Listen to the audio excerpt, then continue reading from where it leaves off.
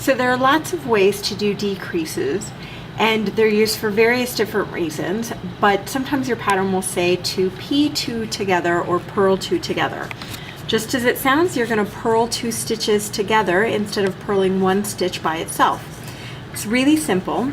You're going to knit or purl to wherever the indicated stitch is in your pattern, and then you're going to take the right needle and insert it as if to purl. So you're going to knit it, you're going to insert the right needle through the stitch on the left needle with the right needle going through the front of the stitch, crossing in front of the left needle, except instead of inserting the needle through just 1 stitch, you're going to insert it through 2 stitches. You're going to wrap the yarn like you traditionally do for a purl stitch.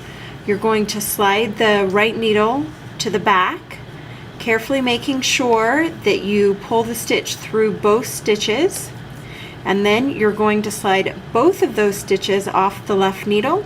You have now created 1 stitch where there were 2 stitches previously. So let's knit 1 stitch in the middle so that we can see a traditional purl, and then let's try it again, where you're going to insert the right needle through 2 stitches on the left needle, wrap the yarn like you traditionally wrap, pull the stitch through to the back, and slide both stitches off the right needle.